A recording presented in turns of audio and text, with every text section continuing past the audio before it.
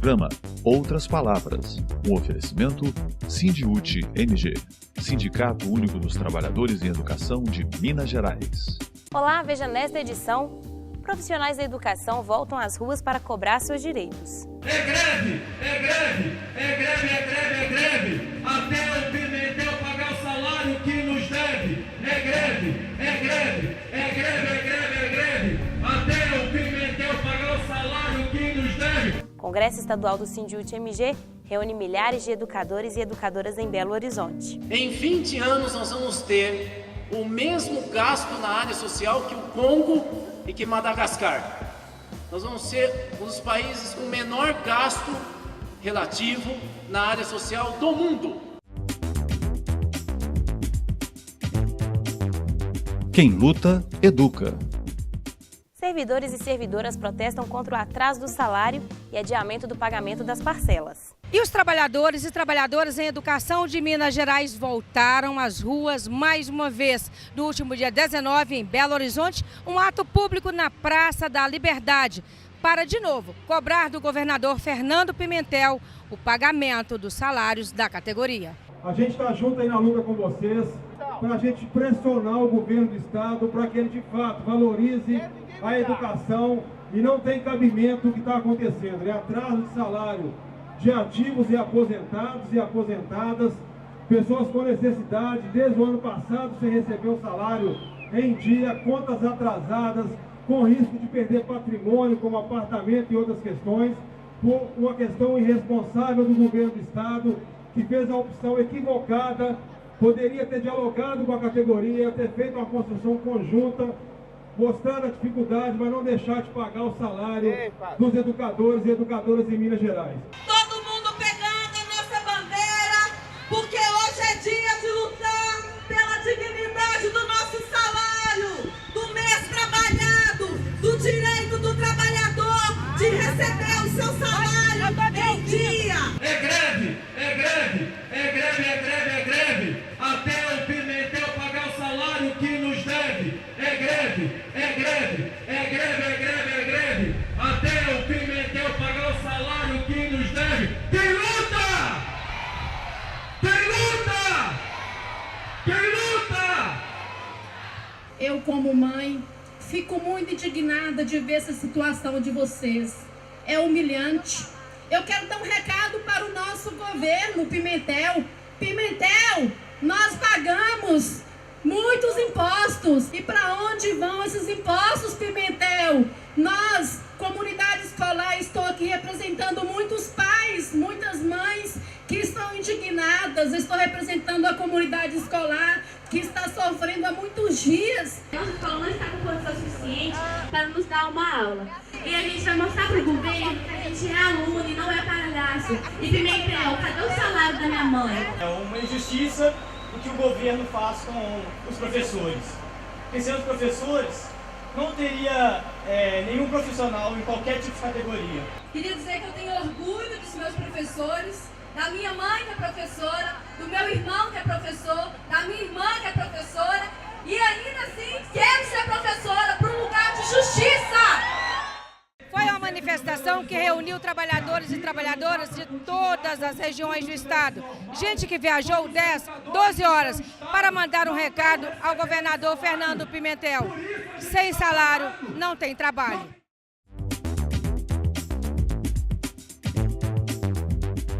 Educação em debate. O Congresso Estadual do Sindiúti MG reúne milhares de educadores e educadoras em Belo Horizonte. Durante o 11º Congresso Estadual do Sindiúti, realizado em Belo Horizonte, de 31 de maio a 3 de junho último, o sociólogo e cientista político Rudá Risse falou sobre o golpe e fez uma abordagem sobre o conceito de estado de exceção. Há uma série de juristas franceses que vem dizendo que nós estamos vivendo um período de um estado pós-democrático. Por que pós-democrático? Porque na democracia é a maioria que decide. Mas nesse momento no mundo, o que nós estamos vivendo é uma situação em que as estruturas de Estado, no nosso caso especificamente o judiciário, o executivo e o legislativo, se vinculam aos interesses do mercado financeiro. Veja, são autores, juristas reconhecidos franceses que vêm discutindo isso. Mas eu prefiro usar um outro conceito, vou ser muito rápido nisso, como vocês estão vendo, que é um conceito de filósofos e juristas italianos. Não só porque eu sou filho italiano, mas porque vocês vão ver que se encaixa melhor na situação que nós estamos vivendo. É o conceito de estado de exceção. O que é um estado de exceção? No conceito atual, é uma ação do Estado que ele permanece ainda dentro de um quadro democrático, tem eleição, por exemplo, as instituições públicas funcionam, mas eles atuam nos intervalos da lei ou na lacuna da lei. A primeira vez que se percebeu esse estado de exceção mais recentemente foi logo após o atentado de 11 de setembro dos Estados Unidos de 2001. E aí o Estado norte-americano começa a prender e atacar pessoas em função do que eles chamavam de terroristas, ou de perigo para a democracia norte-americana. E começou a prender gente e levar para Guantánamo sem qualquer direito de defesa, sem ter advogados. O estado de exceção, portanto, é essa lacuna entre a lei, como é o caso do impeachment. A lei fala como é que se pode fazer um impeachment, mas a lei não diz que ao fazer impeachment, o vice que assume pode trazer para o governo quem foi derrotado pelas urnas.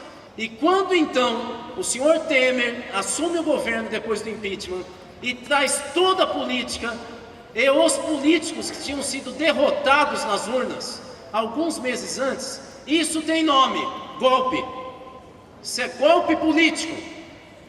Desautorizou quem votou na urna, nós não valemos mais nada.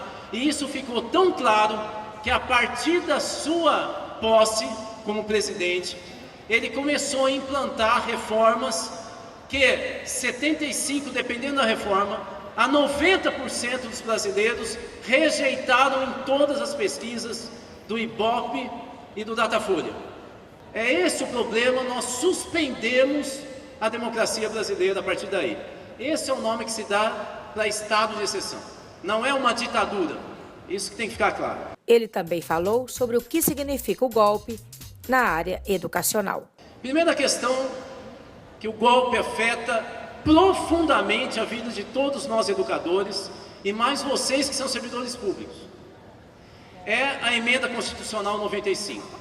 É o maior absurdo da face da terra. É aquela emenda que congela por 20 anos os gastos primários. Significa que não congelou os gastos com o pagamento da dívida. Vocês entenderam aquela ideia, portanto, do mercado financeiro tentar abocanhar recursos públicos. Pois bem, sabe o que significa congelar por 20 anos os gastos primários?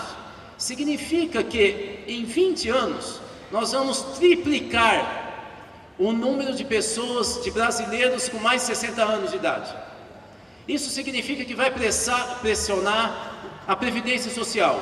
Veja, está congelado o gasto primário no todo, mas uma parte do que se gasta hoje, mesmo se tivesse passado a reforma do senhor Temer, mesmo que tivesse passado, ia aumentar o gasto total. Se você congela o bloco, mas tem um item que vai aumentar o gasto, significa que os outros itens vão perder dinheiro.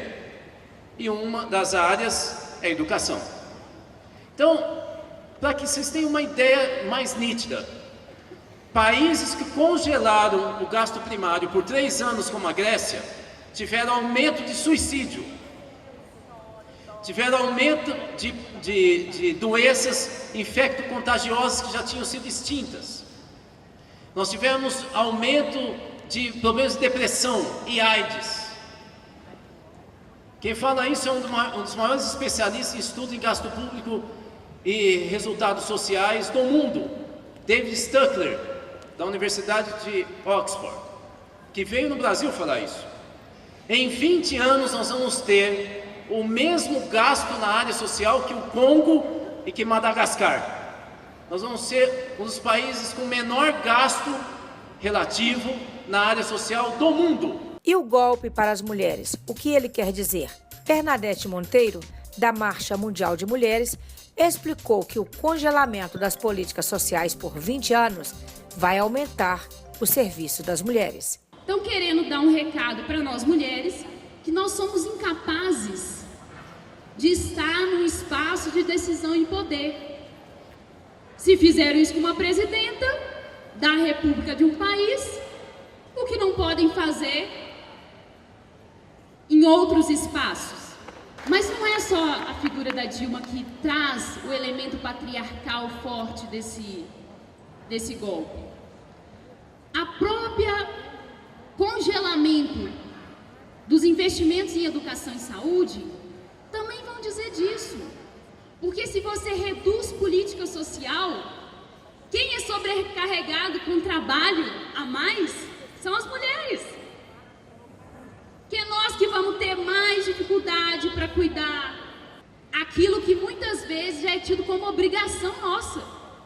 Quem é que tem que cuidar das crianças? Quem quer cuidar? Quem adoece na família? Quem cuida dos idosos? Se a gente reduz política social, a gente aumenta o trabalho das mulheres. Se eles fizeram reforma trabalhista, estão também reforçando esse traço patriarcal.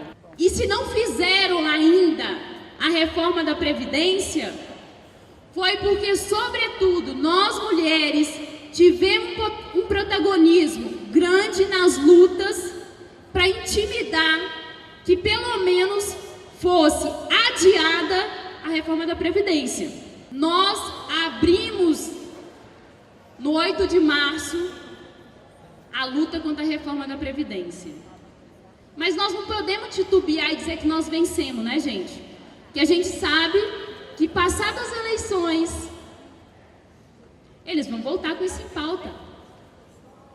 E essa reforma afeta profundamente as nossas vidas. Aumenta tempo de contribuição para que você possa aposentar, tira o benefício da possibilidade de aposentadoria especial das categorias que as têm, aumenta a idade para as trabalhadoras rurais. Gente, isso é de uma perversidade tão grande. Essas coisas a gente precisa enxergar que estão presentes no nosso processo de luta. E quando se fala em feminismo, o que isso quer dizer?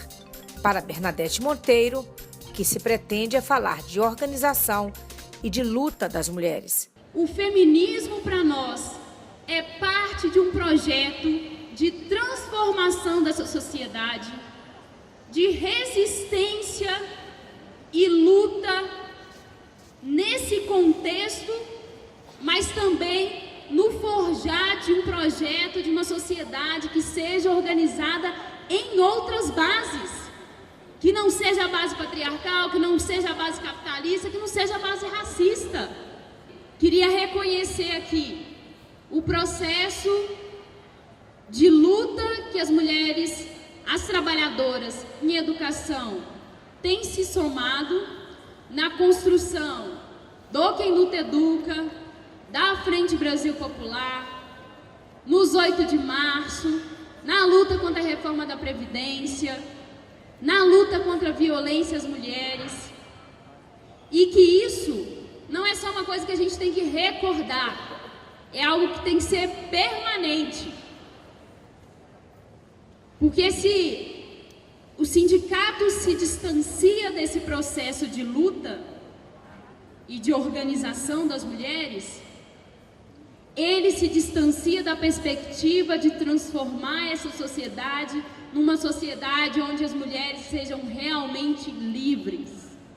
Nesse sentido, é importante que a gente, sim, tenha coletivos auto-organizados de negros e negras, de LGBTs, de mulheres, como já existe no sindicato, mas que isso também possa enraizar no nosso cotidiano lá.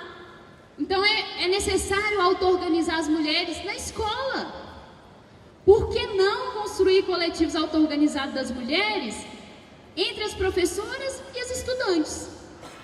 Sem construir hierarquia, rompendo com as hierarquias que muitas vezes nos separam de lutas que para nós têm que ser conjuntas. Porque nós temos lutas em comum, gente.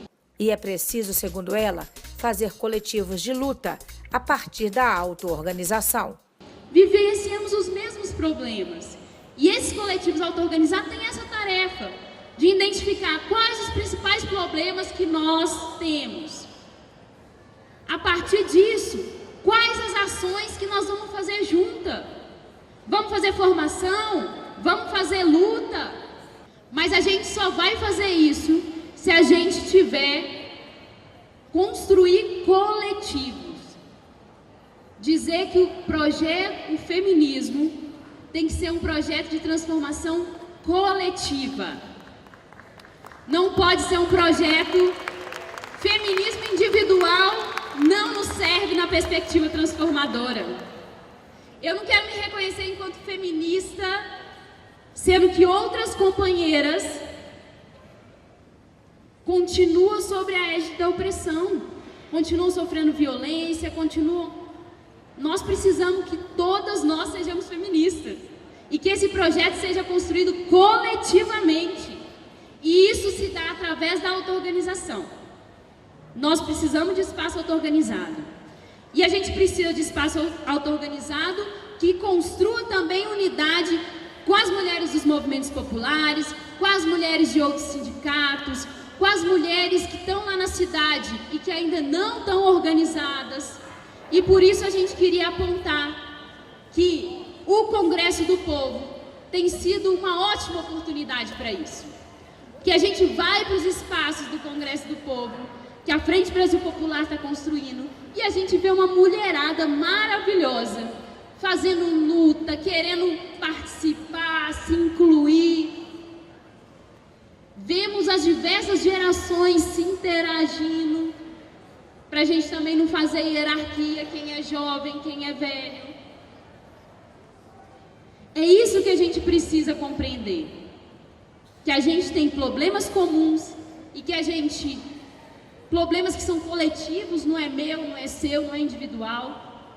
E que a gente só vai superá-los a partir do momento que a gente construir coletivamente essa possibilidade de transformação.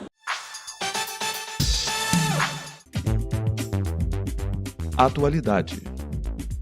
E o golpe foi televisionado. Durante o 11º Congresso do Sindiúti, o jornalista João Paulo Cunha, do Brasil de Fato, falou de mídia e democracia e disse que precisamos ser educados para termos condições de fazer uma leitura crítica desse processo. Primeiro que a mídia ela é interessada enquanto uma empresa, ela tem seus interesses enquanto negócios. E a gente vê que essa forma de veiculação de mensagens, que tem uma nítida defesa de valores, que são esses valores liberais, valores neoliberais no campo econômico e no campo político, fazem com que a mídia se torne um grande porta-voz, inclusive detentora de verbas publicitárias cada vez maior, concessões que nunca são questionadas e uma proximidade muito grande com o poder.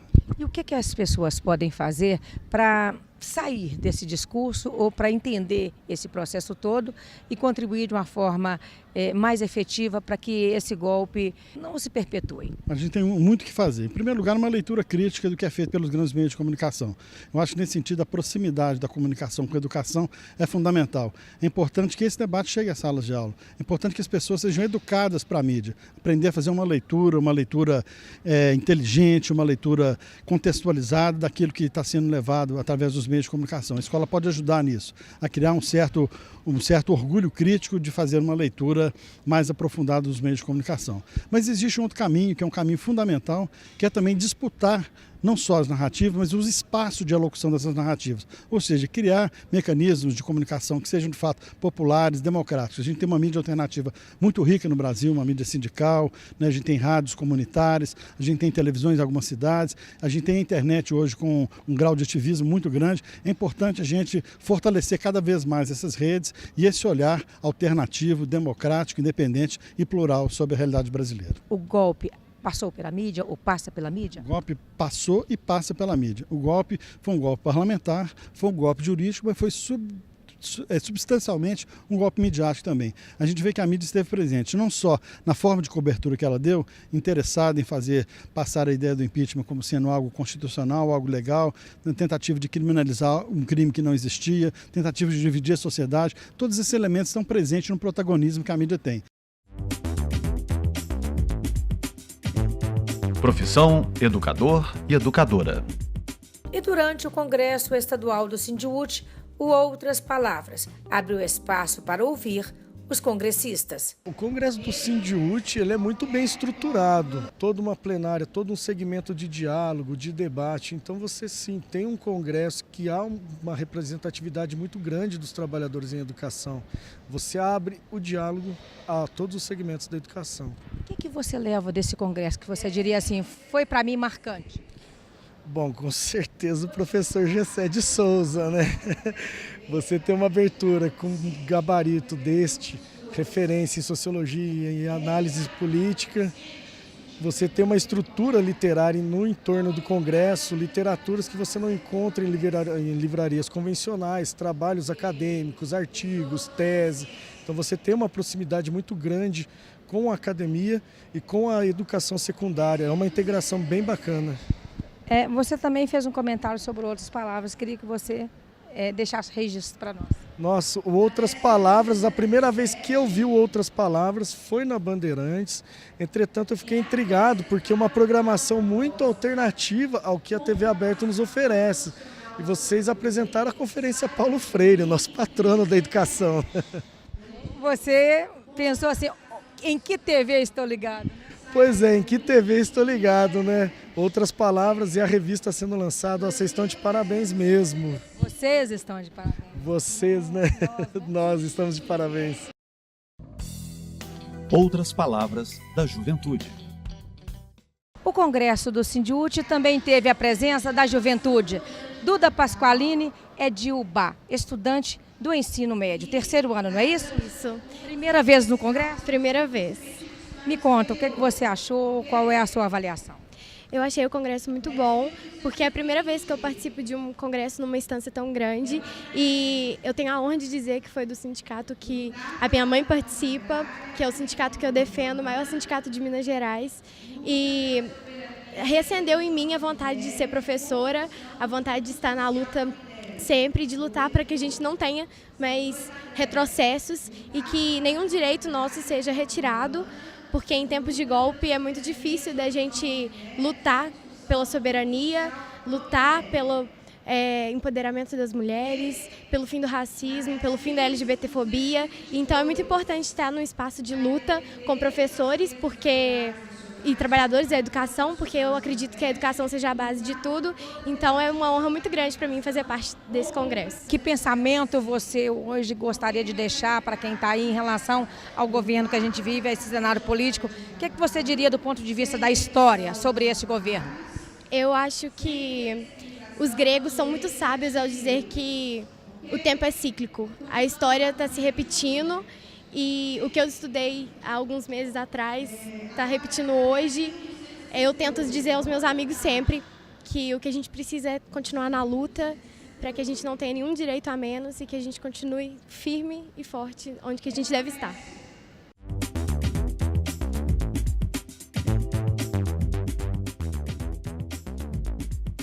Na roda de conversa, mais um bate-papo importante sobre o seu direito, trabalhador e trabalhadora. As privatizações do governo Temer, da Petrobras, do sistema Eletrobras, as reformas da Previdência, trabalhista, a terceirização sem limites e o congelamento dos investimentos em políticas sociais por 20 anos foram assuntos abordados pelo secretário-geral da CUT Minas, Jairo Nogueira, durante o programa Roda de Conversa, produzido pelo Sindiúti, com a participação da Central Única dos Trabalhadores de Minas Gerais e o jornal Brasil de Fato. A gente viu no governo Temer, o primeiro ato dele foi a questão do bloqueio dos investimentos.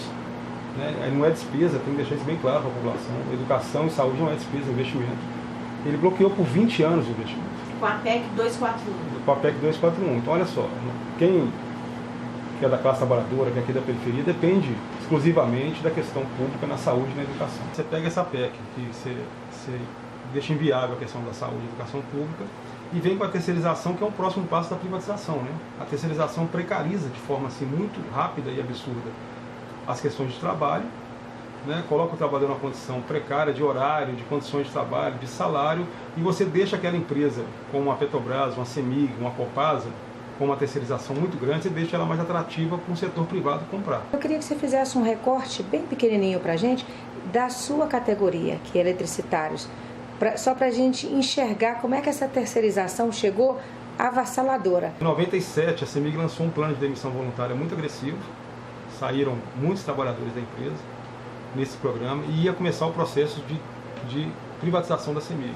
Então demitiram mais de 2.000 trabalhadores da CEMIG, não contrataram ninguém. Nós éramos 18.000 trabalhadores em 97, hoje nós somos 5.000 trabalhadores na CEMIG. Se a gente for avaliar de 18.000 funcionários para 5.000, gente, tem uma sobrecarga muito grande de trabalho para quem ficou, né?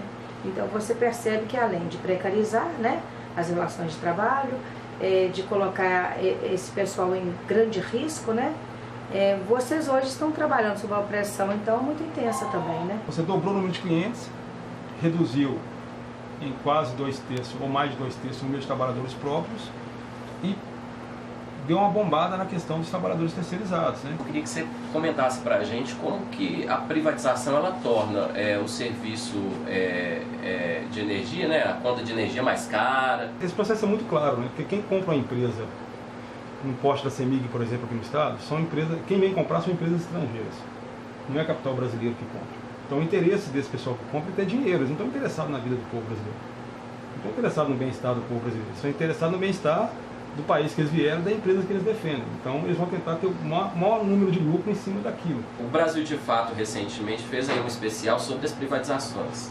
E a gente levantou uns números aqui, né? Por exemplo, desde o golpe de 2016, né, você tem mais venda de ativos da Petrobras. Até o golpe de 2016, a empresa controlava o preço do combustível na refinaria, né? E agora o que está acontecendo? Esse preço está atrelado às variações do dólar e às mudanças do preço internacional do combustível, né? E é isso a causa, né? É isso que faz com que o preço do gás, da gasolina, do óleo diesel suba todo mês, mais de uma vez por mês, subiram já 200 e tantas vezes desde que o Temer deu o golpe, né? E por que isso acontece, né? Porque o governo quer privatizar as refinarias, então ele está dizendo para o investidor estrangeiro, olha aqui, ó, a gente quer oferecer para vocês uma possibilidade de lucro razoável, né? Então a política de preços é uma política do mercado, né? São dois produtos que não dá para se privatizar. Depende de soberania nacional. Se a gente pegar a maioria dos países que estão vindo aqui comprar Petrobras, comprar o setor de energia elétrica, nos seus países eles não autorizam isso. Porque hoje ninguém vive sem, e a gente viu isso durante o movimento dos caminhoneiros, com toda foi plural aquele movimento, teve confusão de patrão com trabalhador, governo no meio, mas aquilo trouxe o debate para a população, da necessidade que nós temos da questão dos combustíveis. Quando a gente fala de soberania para o povo, às vezes o povo não entende soberania, a gente tem o controle sobre isso, nós, população. Através do governo tem o controle sobre a energia elétrica, que ninguém vive mais sem energia elétrica, e ninguém vive sem combustíveis. Agora você imagina, Vera, se tudo isso tivesse na mão do setor privado. É preciso ter mais Estado, né? É preciso ter mais Estado, é preciso quebrar com esse discurso de que o privado é eficiente e o público não é, que isso é mentira, né? E é preciso de mais Estado para poder controlar preço, né? Para não deixar o preço subir demais como está subindo, né? Isso é resultado da retirada do Estado, do papel dele, né? Para poder garantir direito a todo mundo, né? Inclusive a quem não tem condições de pagar caro, assim, para garantir direito para todo mundo. E é contraditório, é muito absurdo que justo no momento em que a gente precisa de mais Estado, esse governo golpista ele retira o Estado do seu papel de garantidor de direitos. Quando a gente vê a questão da corrupção, que é tão falado aí, olha direitinho quem são os corruptores, quem provoca a corrupção no Brasil. É o setor privado. É o setor privado que provoca a corrupção. Quando a gente fala de terceirização nas empresas, o nível de corrupção dentro da CEMIG aumentou demais. Porque o nível de tratamento com a empresa privada terceirizada é muito diferente de um trabalhador que está ali trabalhando para a CEMIG. Nós vamos ter agora a oportunidade em outubro de tentar mudar isso, né? Então a lógica colocada aí por esse governo golpista de vender tudo, de entregar tudo. É um governo entreguista, que está entregando tudo que nós temos. Sábado que vem a gente volta. Até lá!